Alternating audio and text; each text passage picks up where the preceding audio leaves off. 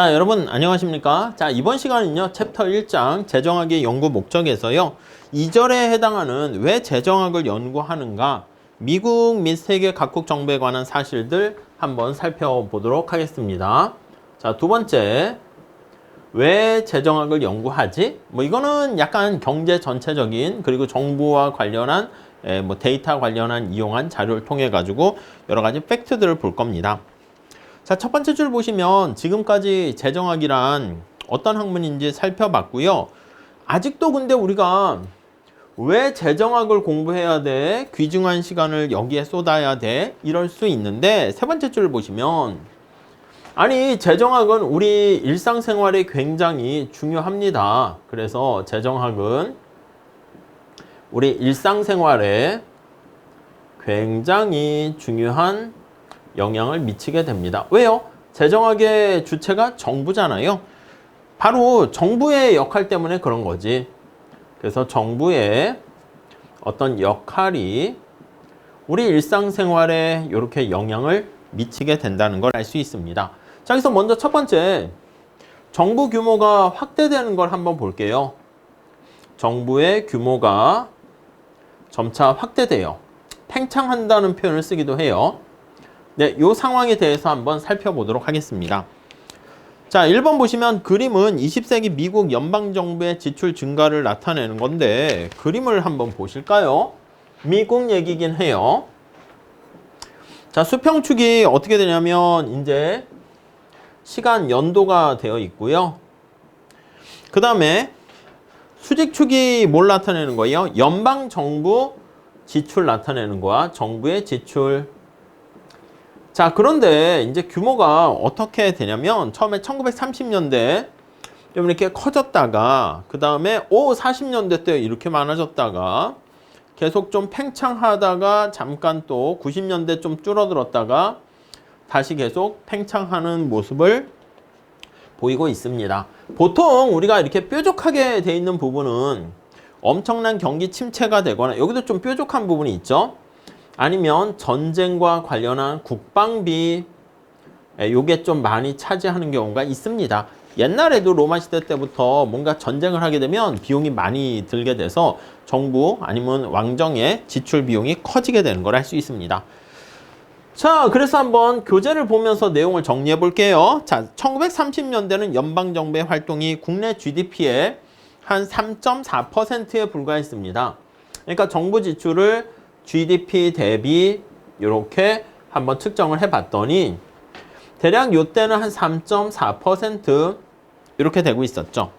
자, 근데 세계 대공황 기간 중에 좀 확대되었다가 이때가 2차 세계대전, 이때 이제 엄청나게 커지게 되는 것이죠. 얼마나 증가했습니까? 봤더니 거의 GDP의 한 절반 정도, 50%까지 거의 육박할 정도가 되었습니다. 그 다음 이제 50년대 지나가면서요. 그러면서 거기 보니까 평균적으로 대략 한 20% 선상에서 머무르고 있네요. 추이 정도만 보시면 될 것 같습니다. 그러다가 80년대 초, 90년대 초, 2000년대 초반, 후반에 점차 증가하면서 대략 한 25%까지 이렇게 GDP에서 차지하는 비중이 확대되고 있다. 이렇게 나와 있네요. 자, 근데 이게 미국만 그런 게 아니라, 자, 거기 밑에 16페이지 한번 그림을 보세요. OECD 평균이 나와 있는데 거기 보시면 미국이 약간 평균과 비슷해. 거기는 선진국에서 총정부 지출 이렇게 나와 있어요. 이건 이제 GDP에서 차지하는 비중을 나타내는 것이고, 여기는 이제 시간이 감에 따라서 거기 보면 GDP의 퍼센트지로 해서 총정부 지출을 차지하는 걸로 봤더니 OECD 평균이 이렇게 돼 있어. 이렇게 녹색깔로 돼 있죠? 색깔도 맞춰서 볼까요? 이렇게 해서 돼 있습니다. 근데 미국이 거기 보시면 핑크 색깔입니까? 미국 주황 색깔이네. 약간 평균에 좀 못 미치면서 비슷하게 가는 걸 알 수 있어요. 미국. 근데 거기 보시면 스웨덴이 어떻게 됩니까? 이게 평균보다 굉장히 높게 이렇게 차지하는 걸 알 수가 있고요. 그리스는 장난 아닙니다. 이렇게 점차 증가하다가 이렇게 급속하게 증가하는 거 알 수 있네요. 여기 뭐 뛰어넘지는 않았지만 흐름 자체가 이렇게 되는 거 알 수가 있어요. 여기는 스웨덴 이렇게 있고요. 오케이? 네, 이 정도. 자, 그리스는 한 3배 이상 증가했대요. 자, 17페이지 가보시면 1960년대 이래 미국, 스웨덴, 그리스의 정부 지출 증가와 OECD 평균, 네, 그거를 나타냅니다. OECD 평균. 자, 거기 보니까 잠옷 흥미로운 점이 나타난대요. 자, 뭐가 흥미롭니? 한번 보시면 이 표를 봤을 때 미국은 OECD와 유사하다라는 거 알 수가 있고요. 비슷비슷한 모습을 보이고 있고. 자, 그러나 OECD 국가들의 정부 지출의 증가 속도는 미국보단 좀 빠르긴 했습니다. 그리스는 어떻게 됩니까? 처음에는 미국보다 낮았는데 그리스는 빠르게 증가해서 빠른 증가와 더불어 증가와 한 3배 정도 이렇게 된 거 알 수가 있고요. 스웨덴은 어떻게 됩니까? 다른 국가들과 60년대에는 비슷했는데 이후 빠르게 증가합니다. 스웨덴도. 근데 거기 보면 그리스보다는 약간 높은 수준으로 되어 있고요. 자, 이 점띵 네모를 보시면 20세기에 나타난 정부 지출의 증가는 무엇으로 설명할 수 있을까? 그러니까 점차 이렇게 증가한단 말이야. 이건 뒤에 우리가 다룰 거야. 아니, 왜 자꾸 팽창하지? 이런 것들에 대해서 팽창 이유에 대해서 다루게 됩니다. 오케이? 자, 그 다음에 이게 첫 번째고요. 그 다음에 지방 분권화 특성이 있습니다. 두 번째는 지방 분권화. 네, 이러한 특성을 한번 살펴보시죠. 분권화. 자, 첫 번째 줄 보시면 정부의 핵심적인 특성 중에 하나가 여러 수준의 정부 간의 집중화의 정도. 그러니까 중앙정부에 얼마나 밀집해 있는가. 우리도 지방자치단체 이렇게 지방자치 제도를 실시하고 있죠. 그래서 지출이 더 높은 연방 부문으로 집중되는지 아니면 더 낮은 지방정부나 주정부로 집중되는가. 예, 그거에 관심이에요.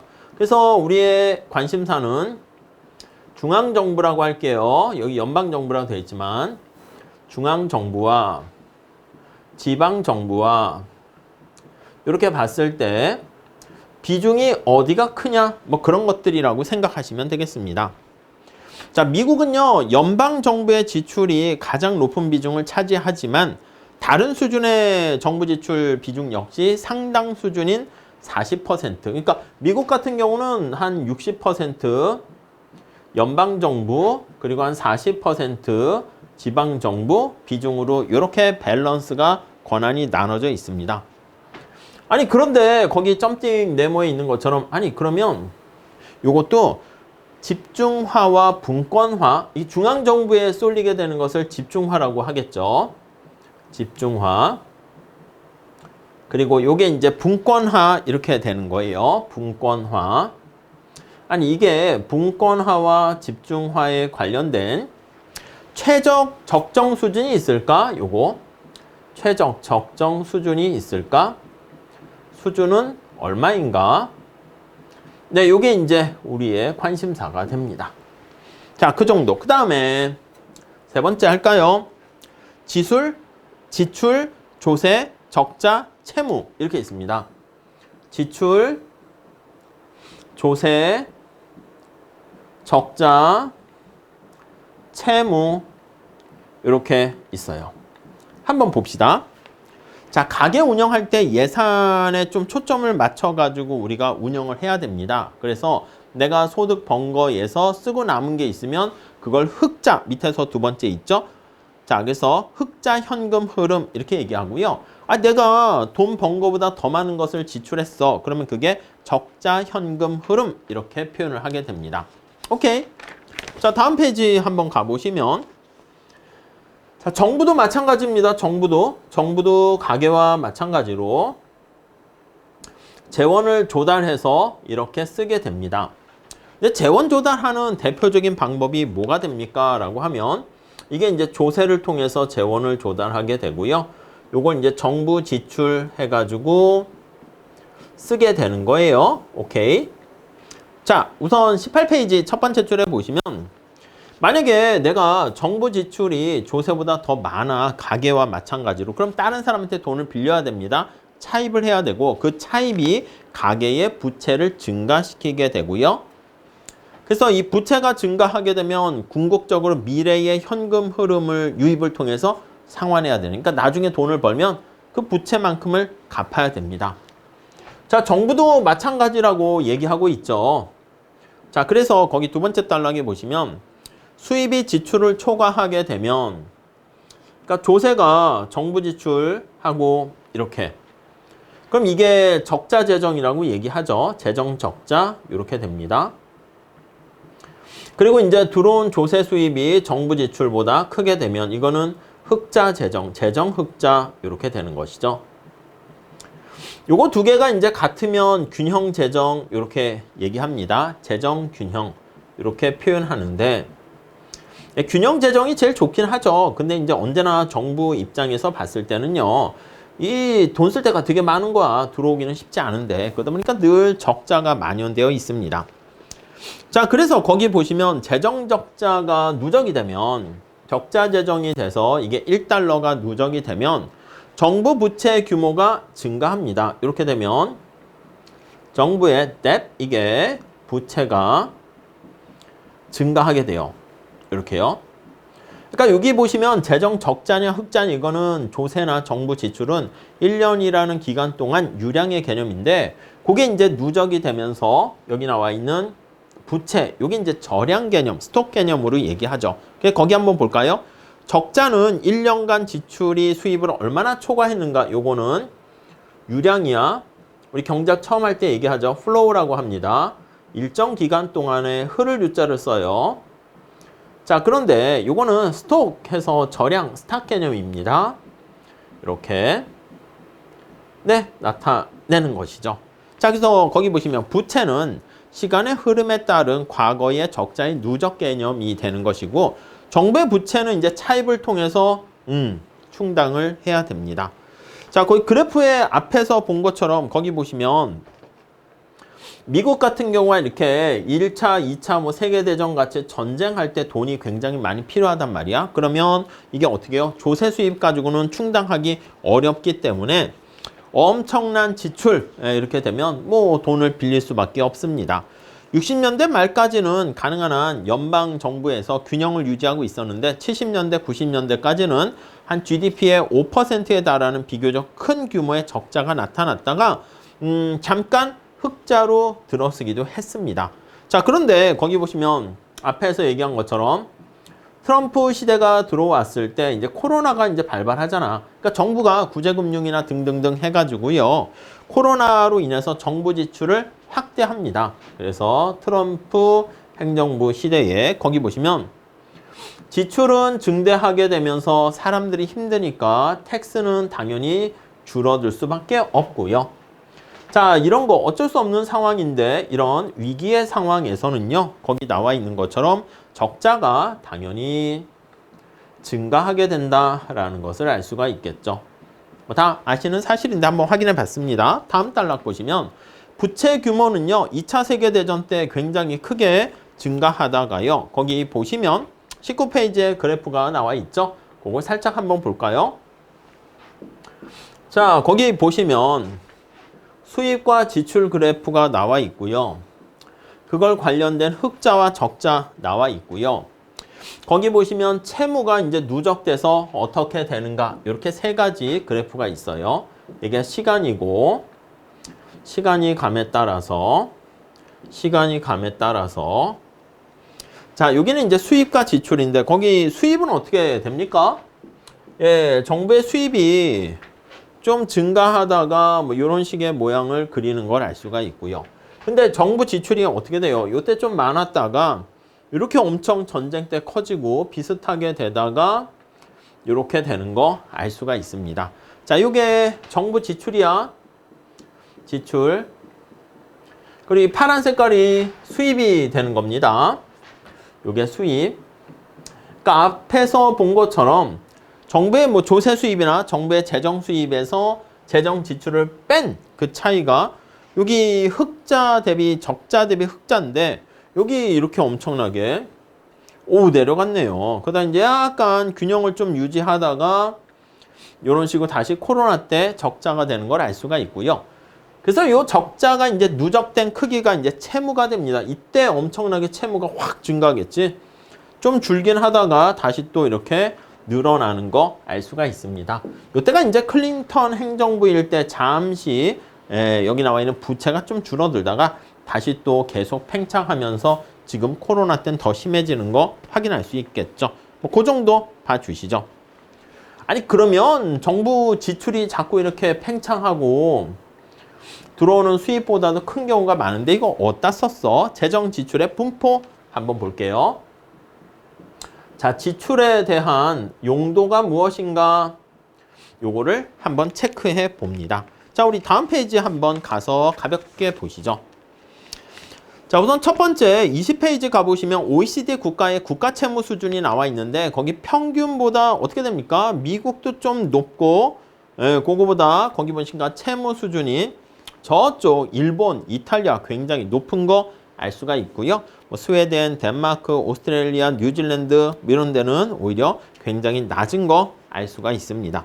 자, 밑에 그림도 보시면 이건 주정부와 지방정부 관련해서 얘기하는데 주정부 및 지방정부의 수입은 언제나 지출을 능가하고 있는 그러니까 약간 흑자가 좀 더 많이 있네요. 자, 우선 기능별로 한번 지출 용도를 한번 살펴보도록 하겠습니다. 자, 21페이지 밑에 보시면 첫 번째 줄 그림 1-7은 60년대와 2019년도에 연방정부와 주정부, 지방정부의 세출 예산의 기능별 내역을 살펴보고 있어요. 자, 지출 용도를 살펴보는데 기능별로 봅니다. 그냥 한번 감을 잡기 위해서 살짝 보는 거니까 또 미국 얘기니까 가볍게 보시죠. 60년대는 어떤 게 비중이 굉장히 컸습니까? 국방 아닙니까? 국방. 국방이 굉장히 컸어. 국방비가. 1960년대. 자, 그리고 또 큰 게 뭐야? 실업 및 장애 보험은 굉장히 작았습니다. 국방비가 거의 한 50% 절반을 차지하다가 실업 및 장애 보험, 실업 보험이라고 쓸게요. 네, 요거 차지하는 비중이 한 8% 이렇게 됐어요. 자, 근데 2019년이 되었을 때, 자, 국방과 관련된 거기 비용이 어떻게 돼요? 14%로 줄었어요. 그래서 요거 비중은 크게 감소했습니다. 한 14%로 크게 감소하고, 실업보험은 어떻게 됐습니까? 거기 실업장애보험은 한 6% 정도 유지했는데, 뭐가 증가했어? 사회보장연금이 크게 변했지. 사회보장 관련한 연금이 거기 대충 한 12%였는데 얘는 그대로 비슷합니다. 비슷하게 유지가 되었는데 얘가 엄청나게 커진 거 알 수 있어. 거기 보시면 사회보장연금이 한 18%로 크게 증가하게 되었다라는 거 알 수가 있죠. 그러니까 복지 관련해서요 비용 지출이 커졌다라는 걸 알 수가 있고요. 자, 위에 연방정부 말고 밑에 주정부를 한번 보시면 자, 우리 다음 페이지 한번 볼게요. 22페이지. 국방에 대한 얘기가 잠깐 있습니다. 이 국방 서비스 같은 성격은요. 첫 번째 줄에 공공재 이런 특성이 있습니다. 공공재. 우리 중요한 재정학에서의 하나의 토픽이 되는 것이죠. 두 번째 줄에 보시면 국방은 한 개인이 투자하는 경우에 많은 사람들이 혜택을 골고루 받게 됩니다. 그래서 여기서 나오는 혜택을 공유하는 게 공공재의 특성이다 라고 보시면 되겠죠. 두 번째 줄에 내가 보스턴을 방어하는 미사일을 구입하게 되면 그 혜택은 나만 받는 게 아니라 다른 사람한테도 그 혜택이 돌아가게 됩니다. 자, 그런데 이런 공공재 같은 경우는 이러한 비경합성, 비배제성이라는 특성이 있어서 과소하게 공급되는 문제가 있어요. 공급돼요. 정부가 적극적으로 개입해서 생산을 하게 됩니다. 오케이? 자, 여기서 국방 비중이 정부가 개입을 하는데 국방 비중이 굉장히 좀 컸어. 근데 이제 점차 줄어들게 되는 거. 두 번째 단락에 오늘날 방위비 비중은 연방정부 세출 예산의 6분의 1로 낮아지게 되었고요. 이제 구소련이 붕괴되면서 뭐 약간의 국지전과 전쟁은 좀 있긴 하지만 뭐 옛날같이 큰 군비 경쟁 이런데 비중은 줄어들고 있는 것이죠. 대신 비중이 증가한 두 분야가 있는데 거기 보시면 은퇴한 노인 계층의 소득을 지원하는 사회보장연금, 요거 부분이 비중이 좀 크게 증가하게 된 거 알 수가 있습니다. 은퇴한 노인 계층에 대한 소득 지원. 이제 은퇴를 하게 되면 소득 활동을 하지 못하잖아. 네, 그래서 자기가 저축한 것도 있겠지만 이렇게 정부가 개입해서 지원해 주는데 한 18.7% 정도 차지하고 있고요. 미국의 개별 예산 프로그램 중에서 이제 규모가 거의 제일 커졌습니다. 또 다른 하나는 노인, 빈곤, 장애인들을 위한 다양한 형태의 의료 보장 프로그램으로 거의 한 30% 예산이 지출되고 있대요. 이렇게 사회보장연금이나 공적의료보험을 우리가 사회보험이라고 합니다. 소셜 인슈어런스, 이게 사회보장연금, 공적의료보험, 이걸 그냥 합쳐서 얘기하는데 앞에서 얘기했던 민영화, 시장에 맡겼을 때 바람직한 수준으로 제대로 공급이 안 되는 모습을 보이고 있습니다. 왜냐하면 사적인 편익과 사회 전체적인 편익이 일치하지 않기 때문에 그렇죠. 그래서 연방정부에서요, 개인들의 은퇴 이후에 소득이 감소하게 될 거를 좀 보전해 주기 위해서 강제로 가입시키는 공적연금 제도를 운영하고 있습니다. 아니, 그래서 첫 번째 재정학의 관심사 중에 하나가, 아니, 정부가 이거 사회보장제도 같은 거기 나와 있는 사회보험을 운영해야 되겠어? 요게 이제 첫 번째. 야, 개입했다가 오히려 시장 실패 때문에 개입했는데 개입했다가 오히려 더 악화시키는 건 아니야? 요런 생각을 할 수가 있습니다. 자, 그 다음에 이제 주정부와 연방, 지방정부의 지출 프로그램을 보니까 그 앞에 표를 보세요. 교육과 사회복지 관련된 비중이 굉장히 크네. 보건, 의료 부분도 굉장히 확대된 걸 알 수가 있습니다. 그래서 거기 보시면 교육, 사회복지, 주택 분야가 전체의 한 절반가량을 차지하고 있고요. 또 시간이 지남에 따라 주정부와 지방정부 같은 경우에는 의료비 지출이 엄청나게 증가해. 대신 지방정부니까 공적연금이나 국방비 항목 이건 없지. 국방비 탱크 미사일 같은 거는 연방에서 우리가 사용을 하는 것이죠. 자, 그러다 보니까 거기 교육, 복지, 공공서비스, 교통, 기타 영역에서 지출 감소로 상쇄되었던 것으로 보이기 때문에 고비용 의료 체계가 서로 이렇게 맞바꾼 거 아닌가? 구축 효과가 발생한 게 아닌가? 그런 생각을 하게 된다는 것이죠. 자, 그래서 연방정부 수준에서 지방정부 수준에서 바람직한 지출의 종류는 무엇인가? 그런 것들 우리가 얘기하게 되고요. 그 다음에 조세 수입원의 분포 볼게요. 조세 수입. 아까는 이제 쓰는 거에 대한 분포를 살펴봤는데 우리가 수입원의 분포를 살펴봅니다. 자, 위에 그림이 나와 있는데 연방정부랑 지방정부 나와 있는데요. 자, 우선 연방정부 측면에서 봤을 때는 연방정부. 자, 두 번째 줄 볼까요? 자, 미국 국민들의 소득에 부과되는 세금이 소득세가 있습니다. 이게 전체의 거의 그래도 절반은 아니지만 큰 비중을 차지합니다. 소득세가 큰 비중. 거기 보니까 대략 한 45% 정도를 차지하고 있고요. 자, 그리고 이 시간에 따라서 별로 차이 없어. 거기 보니까 60년대도 44.5, 2020년대도 45.5 이렇게 됩니다. 자, 큰 차이를 보이는 거는 이제 법인세인데 법인세 비중이 이렇게 크게 감소했습니다. 이렇게 60년대는 법인세가 22% 정도 됐는데 2020년에는 한 5.9%로 확 떨어진 걸 알 수가 있고요.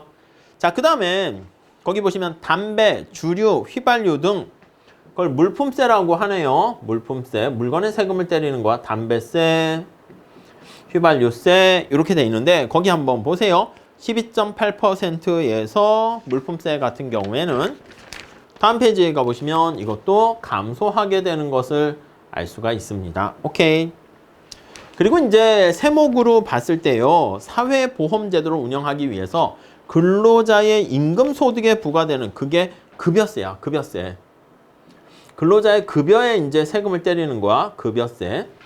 급여세 비중이 커지게 되었다라는 것을 알 수가 있네요. 급여세는 오히려 증가하게 되었다. 여기서 사회보장 관련된 재원을 마련하게 됩니다. 자, 그래서 급여세는요, 소득세와 차이가 나는 것은 뭐냐 하면요, 세 번째 줄 보시면 소득세는요, 말 그대로 뭐 소득을 증가시키는 모든 원천은 다 포함됩니다. 거기 보니까 예금, 이자 등 모든 종류의 소득에 포함돼요. 모든 소득이 포함됩니다. 그래서 예금, 이자, 내가 예금을 했어. 거기다 이자 소득을 얻었습니다. 이것도 포함이지. 근데 급여세 같은 경우에는 말 그대로 내가 근로소득을 했을 때 거기서 얻게 되는 소득에 세금을 내는 거잖아. 그러니까 이거는 예금의 이자 이런 것들은 과세 대상이 아닙니다. 근로소득만 대상이 된다. 이렇게 보시면 되겠습니다. 오케이. 자, 급여세가 전체 세수에서 차지하는 비중이 6분의 1이었는데 3분의 1로 증가하는 거 알 수가 있고요. 이렇게 증가했다는 게 의미가 뭘까? 그렇게 나와있는데 한번 생각해 보시고, 판매세가 또 있습니다. 판매세는 담배나 휘발유에 대한 주정부, 지방정부 물품세를 포함해서, 그리고 연방정부의 교부금, 교부금은 지방정부가 재정이 열악할 수 있잖아. 그래서 연방정부, 우리나라로 하면 중앙정부에서 보조금을 지원해 주는 겁니다. 그리고 거기 보면 소득세, 재산세 이런 것들이 균분되어 있는 거 알 수가 있습니다. 자, 뭐 그 정도 살짝 보시죠. 자, 그리고 또 하나 정부가 규제자로서의 정부 역할 이렇게 있네. 아니, 정부가 세금을 부과하거나 아니면 정부 지출을 통해 가지고 시장에 개입하는 것도 있는데 규제를 통해서 어떤 경제 활동에 개입을 하기도 합니다. 자, 거기 보시면은요, 경제 사회 활동을 규제하는 건데 예를 들어서 봐주세요. 자, 점팅 첫 번째 보시면 우리가 먹는 식품이나 복용하는 의약품 같은 게 식품의약국 들어보셨죠? FDA라고 합니다. 식품의약국에서 자, 거기 보시면 지출하는 예산은 0.025% 이렇게 된다고요. 예산에서 차지하는 비중은 작아요. 비중은 작으나 자, 경제활동에 미치는 영향 굉장히 커요. 뭐냐면 거기 보시면 모든 식료품이라든가 생수 및 화장품의 상표와 안전성에 대한 규제를 담당하고요. 상표와 이거 먹어도 돼? 안전해? 안전에 대한 규제를 담당하고요.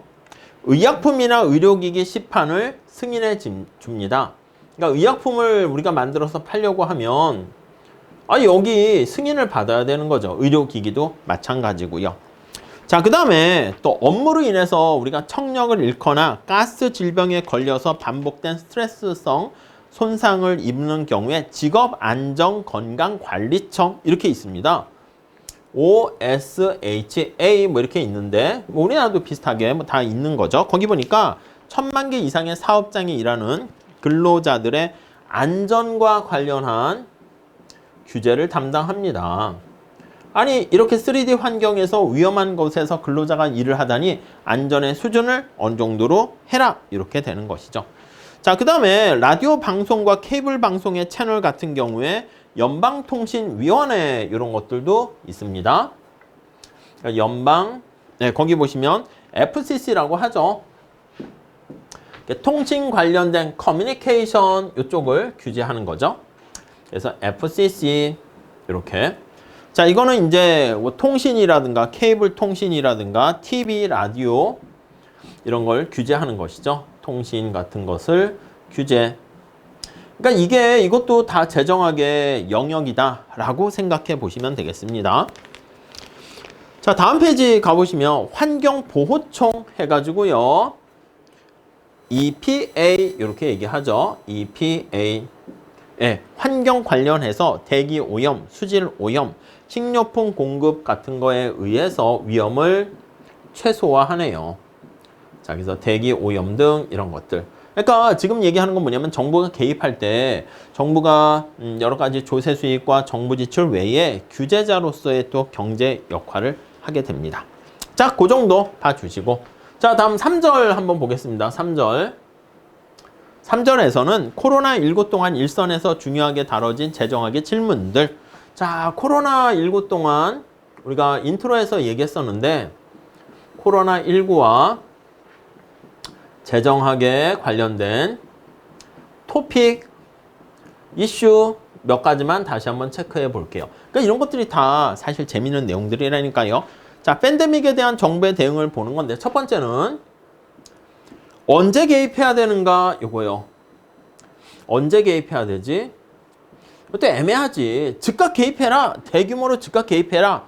아니야, 좀 지켜보고 나중에 개입해. 이렇게 될 수 있겠죠. 거기 보시면 첫 번째 줄에 코로나 전염병 때문에 방대한 수의 정부 개입을 야기했는데 정부가 개인에게 마스크 착용을 막 강제했단 말이야. 아니 이거 해도 돼? 언제부터 해야 돼? 언제 해제돼? 이 사생활에 대한 이제 개입을 하는 거지. 그리고 개인의 사생활에 영향을 미치는 것이고요. 그리고 앞서 말씀드린 것처럼 질병의 확산을 위해서 주정부가 기업에 대해서 셧다운, 폐쇄해라 이렇게 얘기했는데 아니 이거 이렇게 해도 돼? 우리가 공산국가야? 이럴 수 있겠죠? 팬데믹으로 인한 전례 없는 경제 혼란에 대해서 정부가 어떻게 논쟁을 해야 되는가? 당연히 의견이 다르죠. 그래서 거기 보시면 공화당은 어떻게 됩니까? 공화당은 약간 우리가 경제학으로 따지면 약간 고전학파에 해당하는 시장의 원리를 강조하는 거야. 그러니까 거기 보시면 제한을 좀 축소해라. 제한과 정부의 개입이죠. 개입을 축소하고 이렇게 가능한 한 거기 보시면 또 재정 지출도 축소해라. 정부의 재정 지출도 축소해라. 알아서 시장의 원리가 돌아갈 수 있게끔 해라 이거고 이제 민주당에 해당하는 것은 큰 정부를 강조하는 거 아니겠습니까? 자, 그러니까 질병 확산을 막기 위해서 더 적극적으로 큰 정부로 개입을 확대해라. 이렇게 주장을 하게 되는 것이죠. 오케이? 자, 정부는 언제 개입하는가? 아니면 어떻게 하우죠? 개입을 해야 되는가? 네, 이것도 하나의 이슈거리가 되는 겁니다. 자, 거기 보시면 민주당은 마스크 착용 의무화를 선호했는데 공화당은 개인의 사생활 개입하지 마 이렇게요. 그래서 민주당은 자, 마스크 착용 같은 정부가 적극 나서는 거야. 큰 정부니까.